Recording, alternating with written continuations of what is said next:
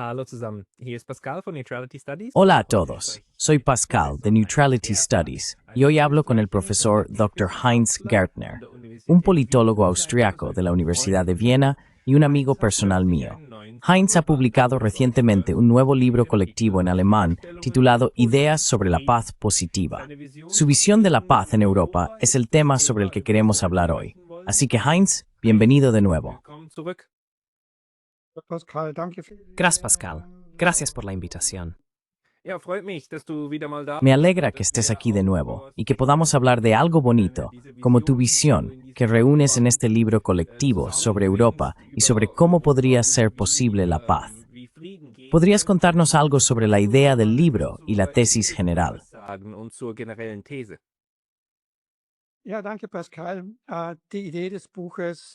Sí, gracias, Pascal.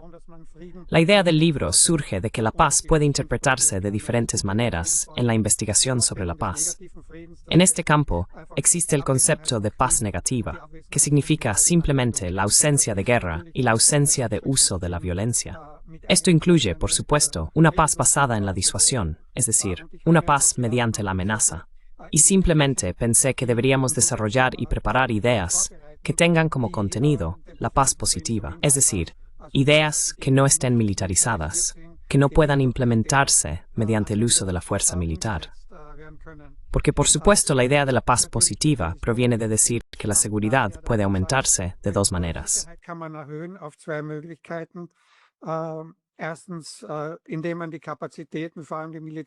En primer lugar, aumentando las capacidades, sobre todo las capacidades militares. Pero eso significa que se incrementan las incertidumbres de los demás. Ahí nos encontramos en este clásico dilema de seguridad. Sin embargo, se puede crear un entorno menos amenazante, es decir, reducir la amenaza. Y de eso trata realmente este libro. Por supuesto, actualmente vivimos en una situación en la que el discurso se centra principalmente en soluciones militares a los conflictos. Por eso, las ideas que se desarrollan en el libro suelen ser consideradas por la política como poco realistas, en parte incluso inútiles. Sin embargo, también digo en el libro que estas ideas no están dirigidas a la política. Es decir, la política tiene sus propias ideas, implementa sus planes, pero el libro solo se dirige al discurso, no a la política.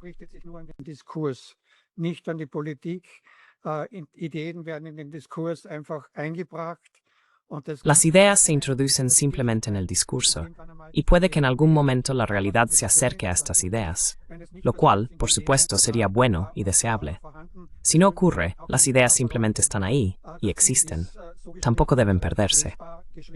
El libro está escrito de manera relativamente legible. Se basa en muchos estudios académicos que he realizado en los últimos años. Uno de ellos, o mejor dicho dos, los he hecho contigo, Pascal. Uno trata sobre la neutralidad, el otro sobre Corea, y también hago referencia a ello en el libro. Pero debían presentarse de forma comprensible y a ser posible acompañadas de una idea positiva. Por eso también se trata de ideas para una paz positiva, y no solo para la paz.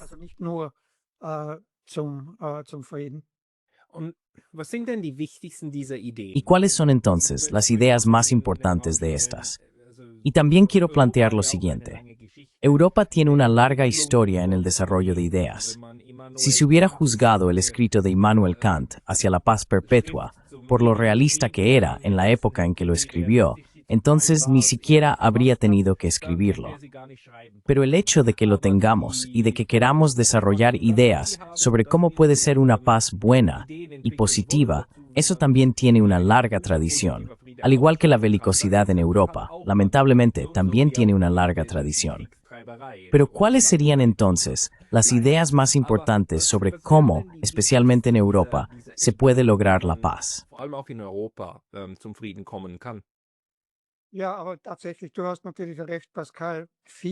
Sí, pero en realidad tienes razón, Pascal. Muchas de estas ideas de la paz positiva se remontan a Immanuel Kant. La paz positiva puede ser establecida. Kant toma aquí sus artículos definitivos como base y dice que el comercio, el derecho de hospitalidad y las repúblicas pueden favorecer la paz, digámoslo así. Y en el mundo moderno, esto se puede traducir fácilmente a otros términos. Comercio como interdependencia, derecho de hospitalidad como cooperación en instituciones internacionales y entonces las repúblicas pueden establecer relaciones más pacíficas entre sí. Esa es la base de la paz perpetua, y yo diría de la paz positiva. Y por supuesto es muy difícil ir más allá de Kant, pero se puede intentar concretar un poco las ideas de Kant.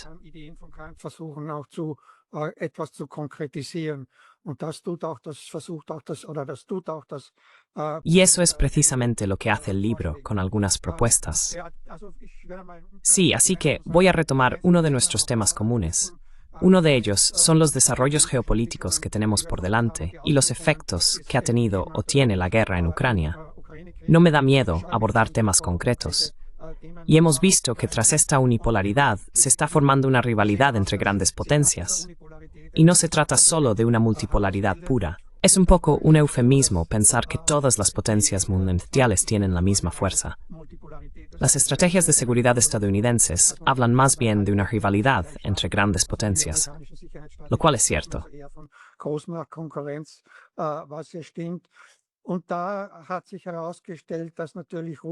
Y resultó que, por supuesto, Rusia se veía a sí misma como una potencia en declive, porque temía que la OTAN siguiera expandiéndose, es decir, que se ampliara hacia el este, con la incorporación de Ucrania. Pero lo que se menciona menos es que, por supuesto, China también ha ganado influencia en Asia Central y el sudeste de Europa. Así, entre 2012 y 2018, las relaciones económicas en el marco de la iniciativa de la Ruta de la Seda entre estos 16 países y China aumentaron un 70%. Esto tampoco pudo pasar desapercibido en Rusia. Luego, por supuesto, Putin tomó una decisión fatal al intentar ganar espacio mediante la guerra.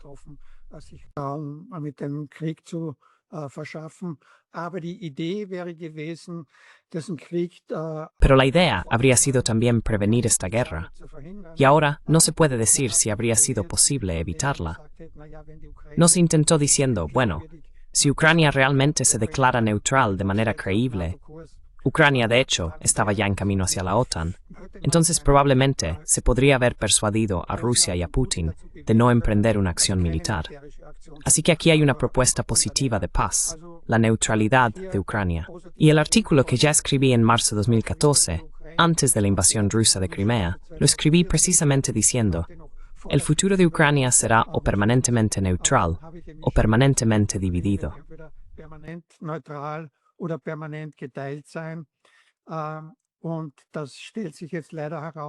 Y ahora, lamentablemente, se está demostrando que el concepto de neutralidad, que yo siempre he considerado parte de la paz positiva, no fue realmente promovido por Occidente. Pero tampoco Rusia se ha tomado en serio el concepto de neutralidad, y ahora nos dirigimos hacia una Ucrania dividida. Sin embargo, creo que la idea de esta neutralidad debe mantenerse, porque solo hay dos opciones. Putin no puede tener ambas cosas.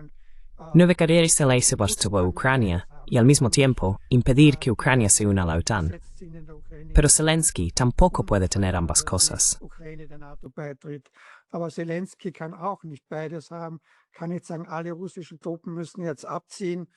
No puedo decir que todas las tropas rusas deban retirarse ahora y que Ucrania deba unirse a la OTAN. Esas son posiciones máximas, y la posición intermedia sigue siendo la neutralidad. Es decir, es una cuestión de negociaciones. Desde ese punto de vista, el concepto no está muerto, pero por supuesto se ha vuelto mucho más difícil.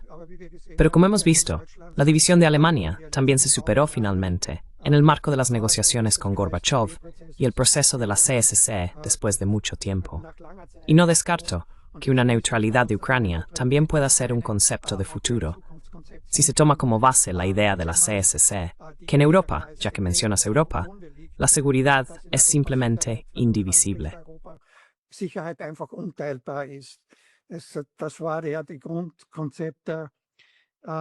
Ese era precisamente el concepto fundamental del documento final de la CSINKI de 1975. Pero también hay que rebajar mucho la retórica. Si se observa detenidamente el documento final, realmente era un documento de paz positiva. Sabemos que fue el punto álgido de la Guerra Fría. Proceso de armamento, amenazas mutuas, como mencioné antes, desarrollo de capacidades, aumento de las incertidumbres en el otro lado. Por supuesto, la CSSC fue entonces parte de la política de distensión para reducir todo eso. Pero si se lee detenidamente el documento final, no aparecen esas palabras que ahora se pueden encontrar en cualquier estrategia de seguridad.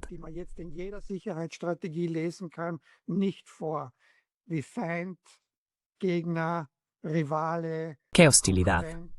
Adversario, rival, competidor, desafiante. Con esto se intentaba precisamente romper el dilema de seguridad que he mencionado. Es decir, no una carrera armamentista, ni siquiera de palabras, sino, por así decirlo, un intento de rescalada del dilema de seguridad, amenaza y contraamenaza. Por supuesto, detrás de esto está el concepto de la indivisibilidad de la seguridad. Pero en el aspecto negativo, debo decir que el proceso en realidad comenzó en 1962 con la crisis de los misiles en Cuba, con el despliegue de misiles. Ahora, desde la percepción de Rusia, tenemos algo así como una nueva crisis de los misiles de Cuba con Ucrania. En aquel entonces, Estados Unidos y la Unión Soviética llegaron a un acuerdo.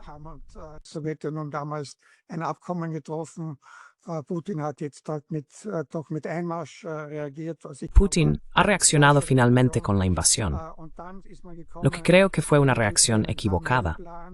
Y entonces, por fin se llegó a un plan Harmel. Ya se han producido algunas negociaciones de desarme desde que se empezó a debatir el tema. Ahí comenzó el acuerdo de prohibición de pruebas nucleares, el plan Harmel en Europa. Sí, necesitamos una disuasión fuerte, pero también un diálogo. Y entonces ocurrió algo muy interesante, la invasión de Checoslovaquia por parte de la Unión Soviética y el Pacto de Varsovia. Entonces Alemania se preguntó, ¿qué hacemos? No queremos que la Unión Soviética repita eso en Alemania Oriental. No se puede descartar. Ya tuvimos un levantamiento en Alemania Oriental en 1953. ¿Qué hacemos?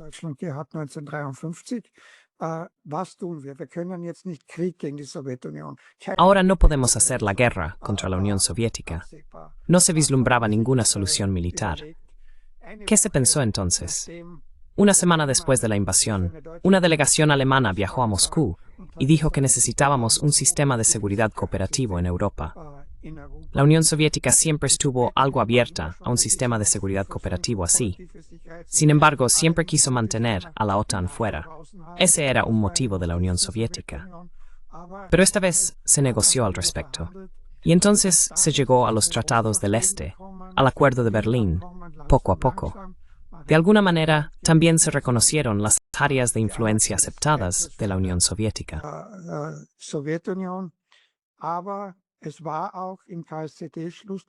Pero también estaba consagrado en el documento final de la CSE. Los cambios de fronteras son posibles si se realizan de forma pacífica, sobre la base del consenso y del derecho internacional. Es decir, ya teniendo en mente la unidad alemana. Tardó mucho tiempo. Por supuesto, tardó mucho tiempo. En última instancia, hasta el 75, y luego otra vez hasta el 89-90, hasta Gorbachev. Pero aún así, fue una solución pacífica, una disolución pacífica del Pacto de Varsovia, una unificación pacífica de Alemania. Y solo se puede esperar que una idea similar se manifieste en Europa tras el final de la guerra en Ucrania. Fue un proyecto impulsado por Alemania, la CSC, sin duda, pero al final fue un resultado positivo.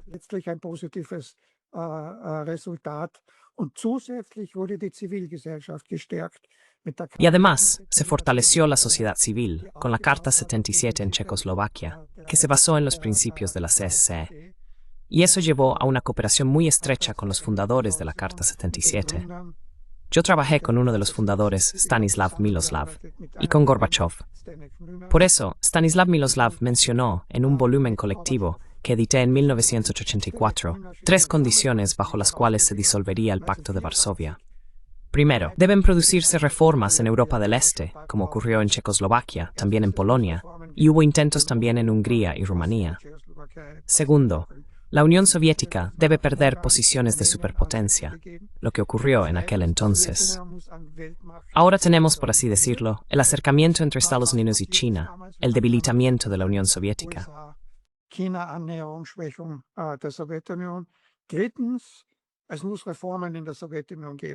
En tercer lugar, debe haber reformas en la Unión Soviética. En aquel entonces nadie lo creía, y fue porque Gorbachev llegó al poder. Y debo decir, Gorbachev y Stanislav Miloslav compartían habitación en la Universidad Lomonosov de Moscú.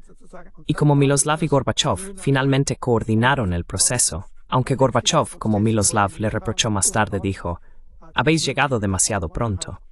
Eso fue un poco complicado, pero al final fue una constelación. Por supuesto, es una constelación histórica específica, pero debo decir, vale la pena intentar pensar en un modelo similar, con una paz positiva tras el final de la crisis de Ucrania, o incluso ya ahora. Ja, ne, das stimmt absolut. Also Sí, eso es absolutamente cierto. No siempre tenemos que insistir solo en lo que se ha hecho mal, sino también mirar lo que se podría hacer bien.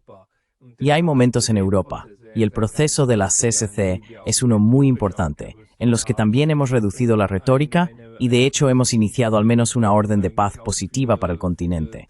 Y eso políticamente. Y fue un proceso muy largo. Fueron 5 años de negociaciones, de 1970 a 1975. Y el proceso de la CSCE fue, por supuesto, esencial también para Alemania. Pero creo que también debemos recordar que la idea original de este proceso vino de la Unión Soviética. Die Idee zum Prozess, die kam aus der Sowjetunion und die wurde auch anderen Staaten verkauft über Y esto también se transmitió a otros estados, a través de Finlandia y de invitaciones de Finlandia, porque los finlandeses tenían una relación positiva con la Unión Soviética, la Finlandia neutral. Tú estás en otro país que también se benefició finalmente de un proceso de paz que también duró 10 años. Austria estuvo bajo ocupación desde 1945 hasta 1955. Y luego, en 1955, fue así que se existiera conscientemente en la iniciativa militar ocupación, si Austria se declaraba neutral, Kursk es Heimenung. wenn Österreich sich für neutral erklärt, was in Österreich dann ja auch getan hat. Und das ist ja nicht im Staatsvertrag verankert, sondern die Neutralität. Y eso no está consagrado en el tratado estatal, sino que la neutralidad fue una promesa hecha a Moscú, que luego Austria implementó por propia voluntad. ¿Crees que este modelo todavía tiene algo que ofrecer, también ahora para Ucrania? Y también quiero subrayar, Rusia sigue diciendo hoy que Ucrania, o lo que queda de Ucrania, debe ser neutral. Eso es en realidad una condición de los rusos hoy en día, aunque tú dices que sigue siendo una exigencia máxima. Pero, ¿en qué medida crees que el ejemplo austriaco todavía tiene algo que ofrecer para la paz en Europa? Noch immer etwas zu bieten hat für Frieden in Europa. Zuerst möchte ich noch kurz zurückkommen, was du sagst. Primero me gustaría volver brevemente a lo que has dicho. La idea soviética, eso es cierto, pero la idea soviética era tener un sistema de seguridad europeo sin Estados Unidos. La CSC luego dio un paso y dijo sí, un sistema de seguridad cooperativo. CSCC más Estados Unidos y Canadá. Esa es, por así decirlo, la diferencia. Yo también creo que de otra manera no habría funcionado realmente. Europa estaba en cierto modo vinculada a la seguridad de Estados Unidos.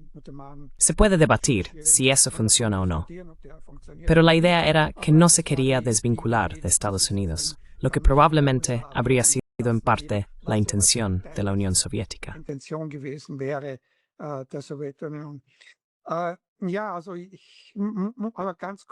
Sí, pero muy brevemente sobre el aspecto histórico debo decir. En realidad, fue el gobierno de Eisenhower, en aquel entonces, el que abogó mucho por la neutralidad de Austria. Eisenhower incluso entró en conflicto con el gobierno de Adenauer, porque Adenauer estaba vehementemente en contra de la neutralidad, ya que decía que era veneno soviético. Y en realidad, fue la Unión Soviética la que frenó. Aunque originalmente, a principios de los años 50, tuvieron la idea, en el 53 y 54 dejaron de apoyarla porque dijeron no a la neutralidad, porque existe el militarismo alemán. Ese fue uno de los principales argumentos.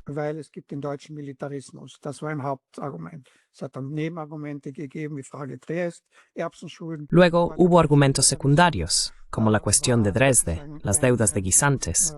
Pero el militarismo alemán era, por así decirlo, un tema muy sensible para la Unión Soviética en lo que respecta al rearme alemán, no a la neutralidad para Austria. Y la Unión Soviética siempre quiso un tratado de paz alemán, que sin embargo no llegó a concretarse.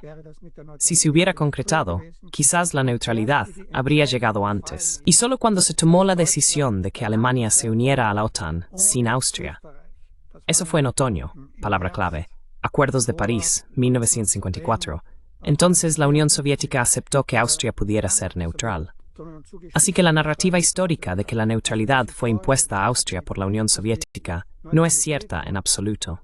Der Sowjetunion Österreich aufgezwungen worden wäre, stimmt überhaupt nicht. Also das war eigentlich das Verhandlungsgeschick Österreichs. En realidad, fue la habilidad negociadora de Austria la que logró, por así decirlo, que la Unión Soviética se sumara.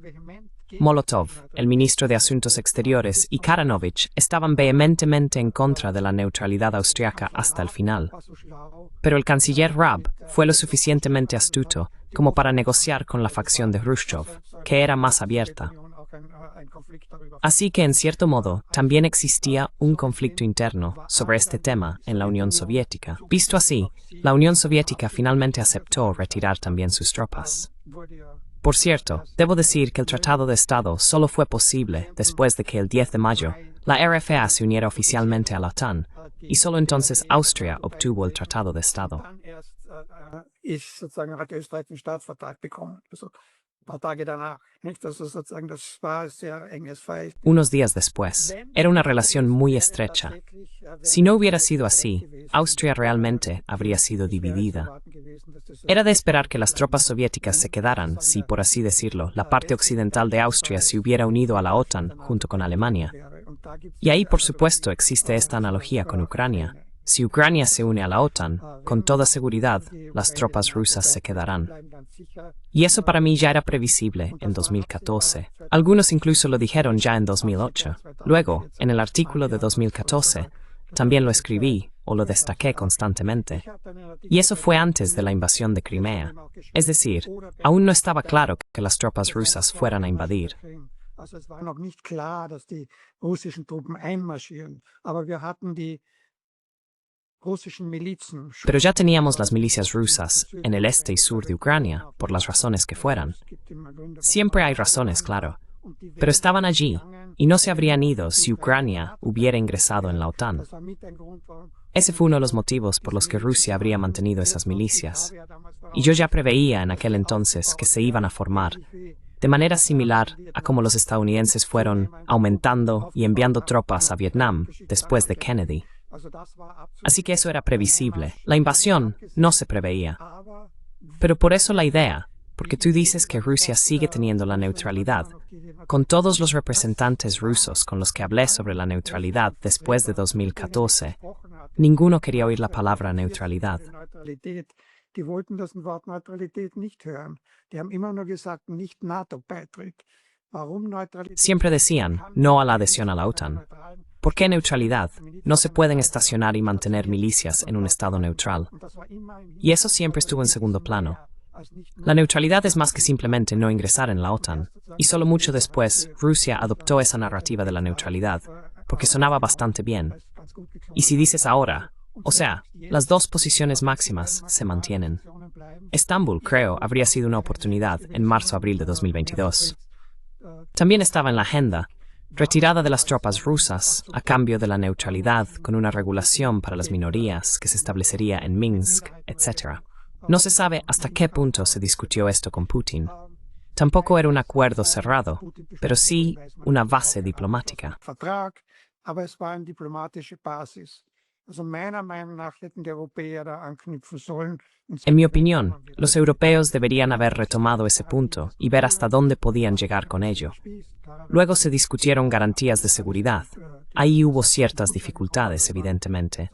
Después, de alguna manera, todo se vino abajo. Eso fue, por así decirlo, muy desfavorable también para las negociaciones. Esa idea sigue vigente para mí, pero la realidad aún no está ahí, o se ha alejado mucho desde la invasión y desde las negociaciones de Estambul. Paz a través de la neutralidad de Ucrania. En este momento, más bien parece que vamos a tener un nuevo telón de acero que atraviesa Ucrania, desde el Ártico, pasando por Ucrania hasta el Mar Negro. Finlandia y Suecia han decidido ahora estar en la parte occidental del telón de acero. Auf dem westlichen Teil des Eisernen Vorhangs zu sein, hätten sehr gut eine Pufferstaaten sein können. Die Sowjetunion Podrían haber sido muy buenos estados tapón, la Unión Soviética y luego Rusia. Han convivido muy bien con los estados tapón, Suecia y Finlandia. Tampoco ha habido amenazas directas a Finlandia por parte de Rusia antes de la decisión de Finlandia de unirse a la OTAN. Así que eso siempre ha sido solo a través de la amenaza indirecta a Ucrania. Una vez, en Viena, le pregunté a la ministra de Asuntos Exteriores de Finlandia, en un evento de debate, si había habido una amenaza directa a Finlandia antes de esa decisión. Ella dijo, no, simplemente queríamos ser parte de la familia de la OTAN. Y por supuesto, como en todas partes, se habla de estas amenazas híbridas. Pero está claro que ahora existen, en todas partes, en ambos sentidos.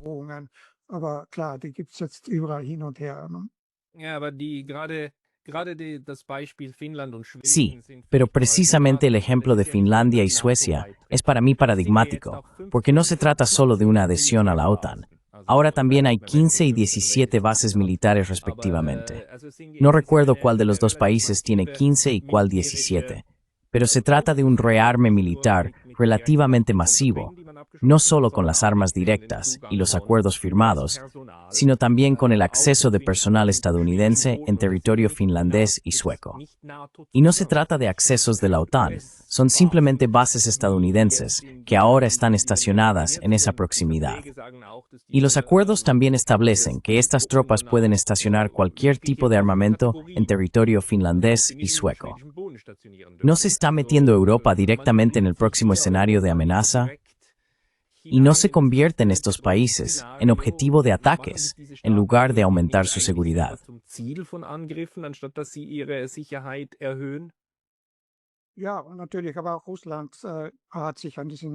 Sí, por supuesto, pero también Rusia se ha adaptado a esta nueva situación de Guerra Fría y a este telón de acero. También hay un rearme por parte rusa. Así que es similar a la Guerra Fría, despliegue y contradespliegue. No quiero entrar ahora en el debate de quién instaló algo primero. Sabemos que es un proceso que transcurre de manera bastante autista, en el que existe una percepción mutua de amenaza y se produce un rearme. Así que será una situación similar a la de la frontera entre Alemania Oriental y Occidental, o la frontera entre Alemania y Checoslovaquia. Austria, por suerte, era neutral, aunque estaba junto al telón de acero, pero no formaba parte de la OTAN. Por supuesto, Finlandia podría haber mantenido el estatus de Estado tapón. Suena negativo, pero en realidad es un colchón de seguridad.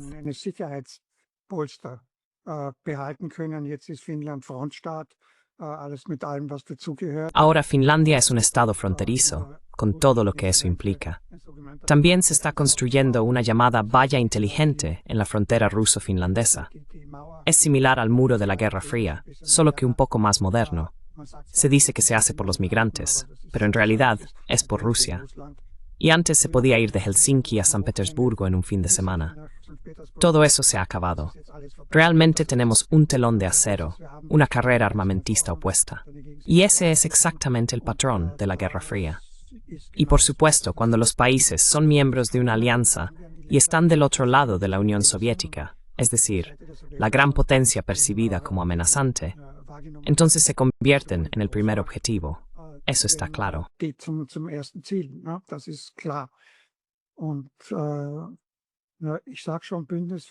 Y ya lo digo, los compromisos de alianza juegan naturalmente un papel, porque existe el artículo 5 de la OTAN, que obliga a prestar ayuda militar a otros estados. Y las últimas decisiones de la OTAN incluso han incluido a China como una posible amenaza del artículo 5 a través de amenazas híbridas. Es decir, teóricamente, si se produjera un conflicto o un conflicto militar entre Estados Unidos y China, los países de la OTAN, incluso los pequeños como Finlandia y Suecia, estarían obligados a ayudar a Estados Unidos o a apoyarlos. Pero debo decir que hay una encuesta muy interesante que realiza cada 2 años el think tank European Council on Foreign Relations, de orientación muy transatlántica.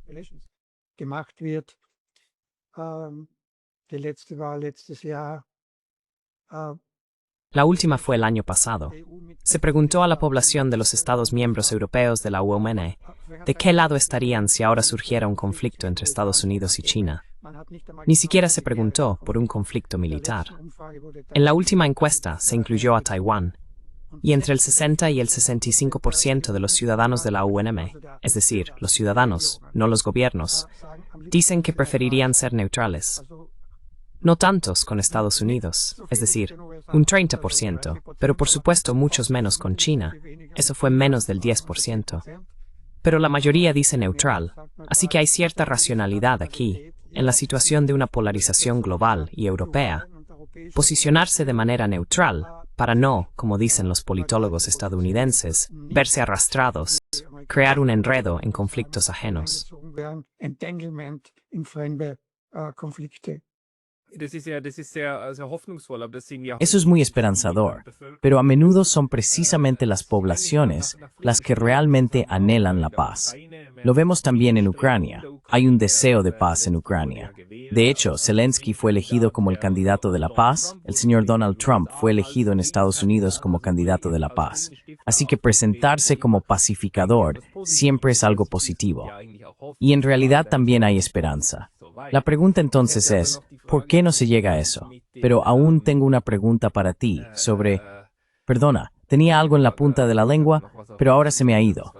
¿Qué era lo que te quería preguntar? He oído mucho sobre Oriente Medio, exactamente, Irán y demás. Exacto, disculpa. Irán ha abierto de nuevo un nuevo capítulo, es decir, la manera en que Irán ha sido atacado ahora por Estados Unidos e Israel, y cómo Europa no solo, Europa apoya este ataque. El canciller alemán dijo que Estados Unidos está haciendo el trabajo sucio por nosotros, y eso es una violación evidente de la Carta de la ONU, artículo 2. También es una violación del derecho de Irán a tener un programa nuclear civil, según el TNP, es decir, el Tratado de No Proliferación Nuclear. ¿Qué consecuencias tendrá que los europeos se alineen tan firmemente detrás de Estados Unidos e Israel cuando se trata de una violación tan clara del derecho internacional? Tan clara como si estuviera en un libro de texto.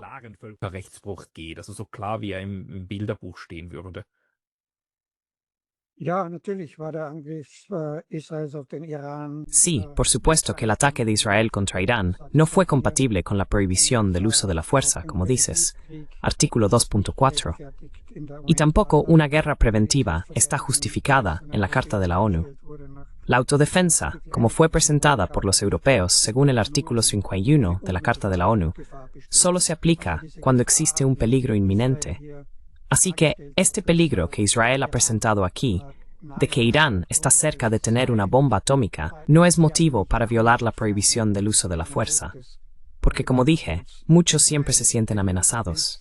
Por ejemplo, India y Pakistán se sienten amenazados y podrían ahora mismo, por así decirlo, invadir, porque dicen, tú tienes la bomba nuclear y por eso tenemos que hacer la guerra contra ti, para evitarlo.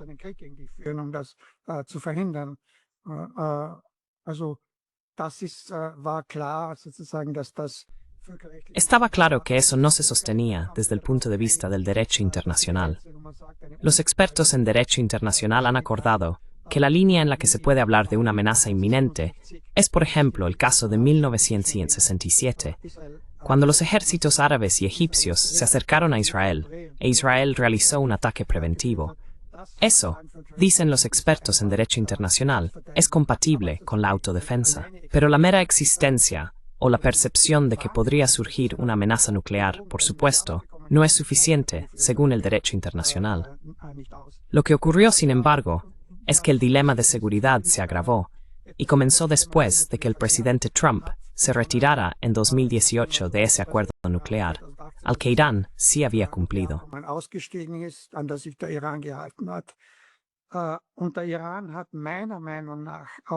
Y en mi opinión, Irán también ha agravado el dilema de seguridad al expandir su programa nuclear como represalia, porque Estados Unidos también endureció de nuevo las sanciones. Máxima presión, máxima dureza. Si Irán hubiera permanecido dentro durante 2 años más, habría sido posible que hubiera una transición fluida hacia la administración Biden, que en 2021 negoció muy mal, porque el programa nuclear de Irán ya estaba muy avanzado. Pero, en aquel entonces se podría haber hecho, porque Biden lo había anunciado en la campaña electoral. Me mantengo en el Hatzepoah. Pero el Hatzepoah ya estaba bastante lejos después de que también Irán hubiera sobrepasado los límites.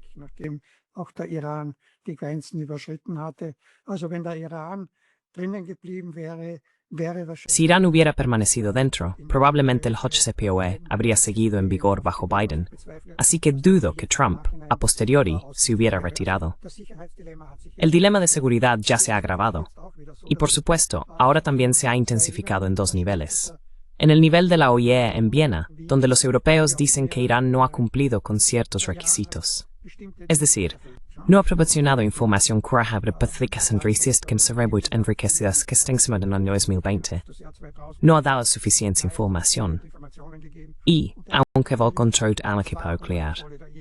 Das Atomprogramm ausgebaut.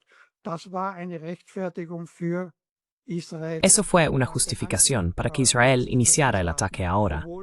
Aunque los servicios de inteligencia estadounidenses dijeron que no hay indicios de que Irán esté construyendo un arma nuclear. Pero debido a que existe el programa nuclear, Israel ha intervenido ahora. Y ahora la pregunta es, Irán ha respondido de nuevo con contraataques. Ahora la cuestión es quién puede realmente interrumpir el dilema de seguridad. El primer nivel es el OIEA, y el segundo nivel son las negociaciones que estaban sobre la mesa entre Irán y Estados Unidos, donde, por así decirlo, el ataque se produjo 2 días después de que se suponía que debían continuar las negociaciones. Así que, estos dos niveles deberían estar conectados, y en ambos niveles debe interrumpirse el dilema de seguridad. Bei beiden Ebenen muss das Sicherheitsdilemma unterbrochen werden. Ich glaube, der Iran kann sehr viel beitragen. Creo que Irán puede aportar mucho, cumpliendo también sus obligaciones con el OIEA, aunque estas, diría yo, son resaltadas de manera alarmista una y otra vez por el director general Grossi. Pero no es un problema para Irán aclarar estas cuestiones. Por supuesto, discreparía de su argumento de que nunca quiso construir una bomba atómica, lo cual probablemente no sea cierto antes de 2003. Al mismo tiempo, podría decir, cumplo el protocolo adicional con una mejor verificación. Si el OIEA va a Irán, Irán puede demostrar que realmente no quiere un arma nuclear, y no solo ahora, también después del ataque, y que no persigue un programa secreto de armas nucleares, como hizo Israel.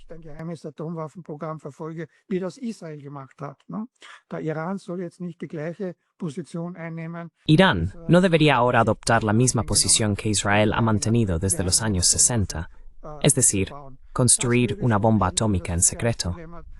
Eso ya ayudaría a interrumpir el dilema de seguridad y probablemente también quitaría argumentos a los europeos cuando dicen que quieren imponer sanciones de retroceso rápido contra Irán. Es decir, las Naciones Unidas volverían a imponer todas las sanciones multilaterales sobre Irán, sin que Rusia o China pudieran vetarlo si los europeos lo llevan al Consejo de Seguridad. Esa sería, por así decirlo, una de las dimensiones.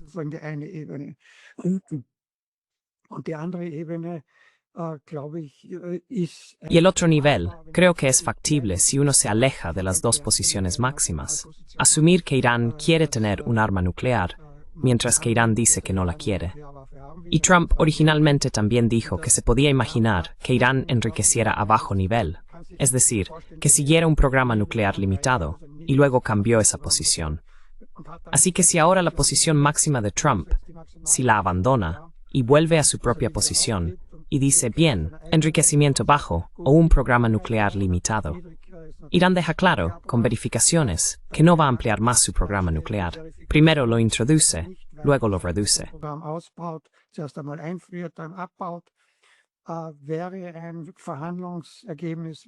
Sería posible de nuevo un resultado negociado que elimine también esta amenaza mutua. El presidente Obama lo intentó. El acuerdo nuclear fracasó precisamente con Trump. Pero creo que el JCPOA puede ser revivido a este nivel, con condiciones técnicas similares. En última instancia, debo decir que esta es una idea de paz positiva, que probablemente muchos consideren poco realista. Creo que Irán debe dejar de usar los lemas «muerte a Israel», «muerte a América». Son frases vacías de la revolución que ya no tienen significado. Die keine Bedeutung mehr haben. Die Revolution hat diese Art von La revolución ha perdido este tipo de dinamismo en gran parte de la población. Irán simplemente debe decidirse y reconocer a Israel dentro de las fronteras de 1967. Sabemos que en 1967, después de la Guerra de los 6 días, se trata de Cisjordania ocupada, Gaza, Jerusalén Este y Jerusalén. Si Irán reconoce a Israel, eso favorece la solución de 2 estados, porque eso también significaría apoyar la causa palestina, para que los palestinos tengan sus estados bienestadas de 1967. De lo contrario, Irán quedaría aislado, porque los estados árabes e Israel continuarán el proceso de normalización.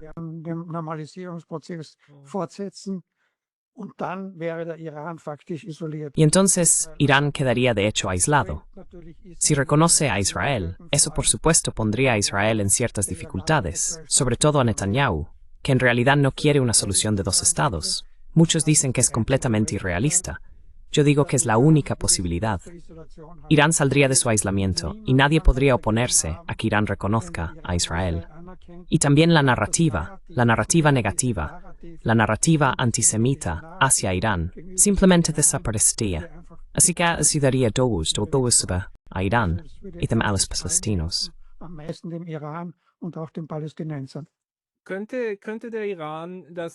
¿Podría Irán vincular esto y decir, dejamos de usar estos eslóganes si vosotros dejáis de pedir un cambio de régimen en Irán? Es decir, que Israel y Estados Unidos se comprometan a no presionar más por un cambio de régimen en Irán y digan no, ahora dejamos de pedir un cambio de régimen. También dejamos de presionaros constantemente y de deciros que tenéis que cambiar vuestro sistema político. ¿Sería eso imaginable?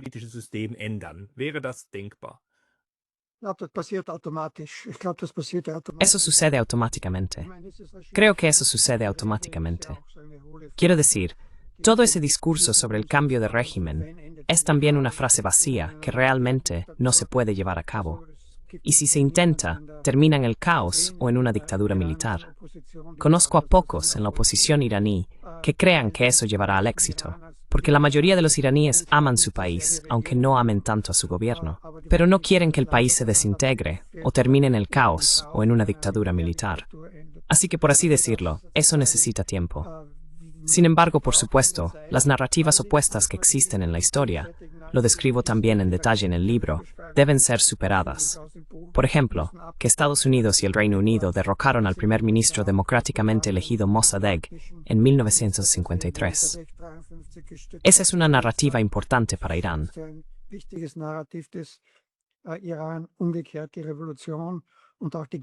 Al contrario, la revolución y también la toma de rehenes, es decir, empleados de la embajada estadounidense fueron tomados como rehenes durante 445 días, jugaron un papel importante en Estados Unidos para el relato negativo sobre Irán. También la guerra Irán-Irak, donde Estados Unidos apoyó principalmente a Irak. Quiero decir, lo de la toma de rehenes, todos estos relatos se sostienen sobre bases muy débiles. Si uno lo compara, en la guerra de Vietnam hubo 50.000 soldados estadounidenses muertos. En el conflicto de la toma de rehenes no hubo ni un solo estadounidense muerto. Pero ahora Estados Unidos tiene excelentes relaciones con Vietnam. Fue reconocido en 1995. No hay presidente ni vicepresidente estadounidense que no haya visitado Vietnam al menos una vez. Así que estos relatos se mantienen artificialmente en alto. Y lo mismo vale para el cambio de régimen. Lo mismo vale para los eslóganes de muerte, muerte, muerte. Cuestionarlos críticamente.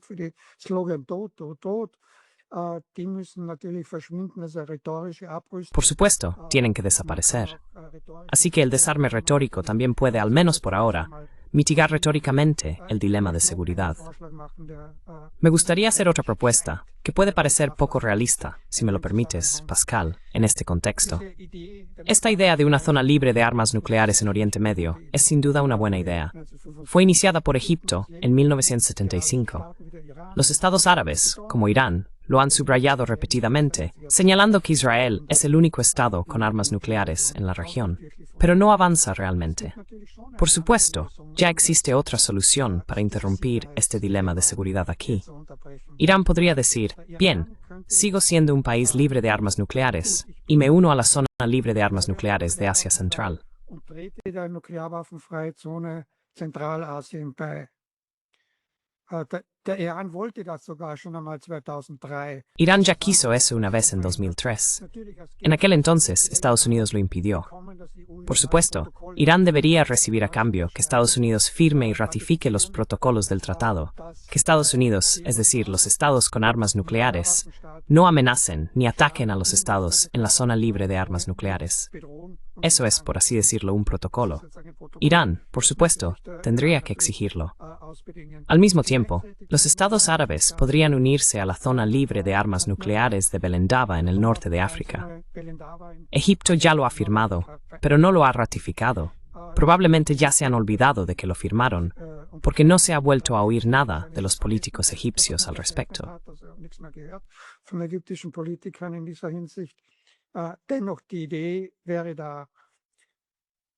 Sin embargo, la idea estaría ahí, y entonces Israel quedaría como la única potencia nuclear. La racionalidad de las armas nucleares israelíes se vería muy reducida si estuviera rodeado de estados libres de armas nucleares. Así que Israel estaría mucho más presionado, al menos, revelar abiertamente sus armas nucleares y explicar por qué todavía las necesita. Y en última instancia, tal vez se llegaría más fácilmente a una zona libre de armas nucleares, que podría extenderse desde Mongolia, pasando por Kazajistán, Oriente Medio, hasta el norte de África. Por supuesto, todavía hay una franja fronteriza entre Kazajistán, China y Rusia, pero eso se podría superar de alguna manera diplomática. Esa sería una idea que no deberíamos olvidar. Este cinturón libre de armas nucleares como parte de una paz positiva.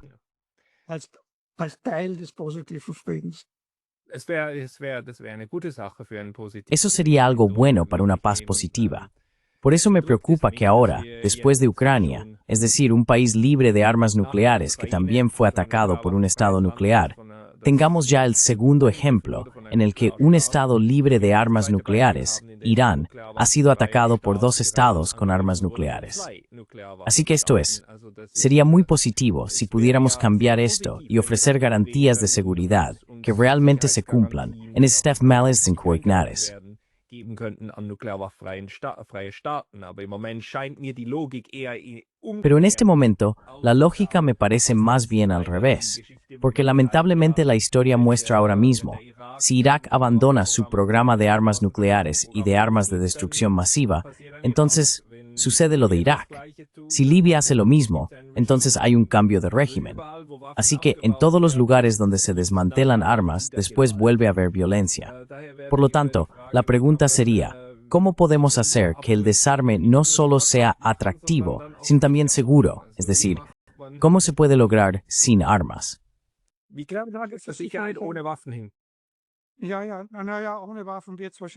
Sí, probablemente no será posible sin armas. No llego tan lejos. Todo Estado querrá conservar cierto potencial de defensa, y eso probablemente también es sensato. Por eso, en Austria, no estoy en contra del desarme de Austria, sino que considero que la neutralidad armada es bastante razonable. También está escrito en la ley de neutralidad. La neutralidad y la soberanía de Austria deben ser defendidas con todos los medios a disposición, lo cual es una frase sensata, porque, con todos los medios a disposición, expresa proporcionalidad.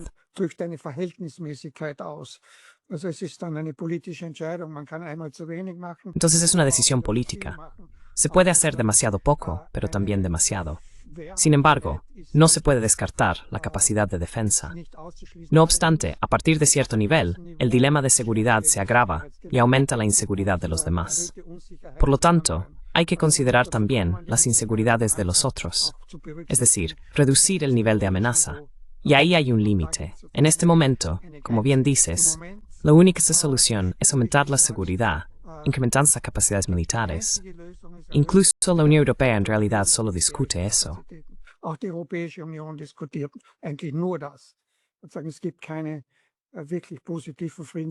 No hay propuestas de paz realmente positivas por parte de Estados Unidos en lo que respecta a las grandes crisis. La solución de dos estados, eso se lo han dejado a Estados Unidos y a Netanyahu en Oriente Medio o en Corea. Ni siquiera hemos hablado de ello. se lo han dejado a Kim y a Trump. Los europeos siempre han sido espectadores. Por ejemplo, habría sido posible que los europeos retomaran una idea de 2005, las conversaciones a 6 bandas sobre el desarme nuclear en Corea, es decir, con Estados Unidos, Japón, las 2 Coreas, China y Rusia, que retomaran eso y dijeran, volvamos a hacerlo, en lugar de simplemente hablar de ello y volver a armarnos.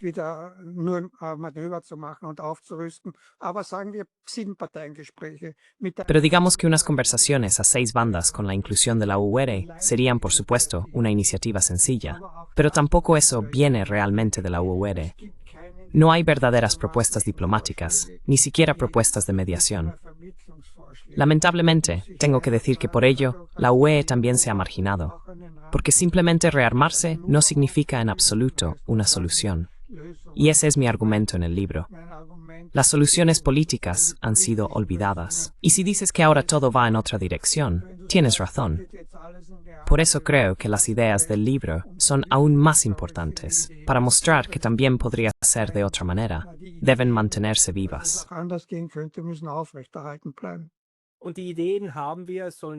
Y tenemos las ideas. Que nadie diga que no estamos trabajando en cómo lograr una paz positiva. Heinz Gärtner es un pensador muy importante en esta dirección. Heinz, la gente que quiera leer más de ti primero debería comprar el libro. Y luego, ¿dónde más pueden encontrar tus escritos y demás?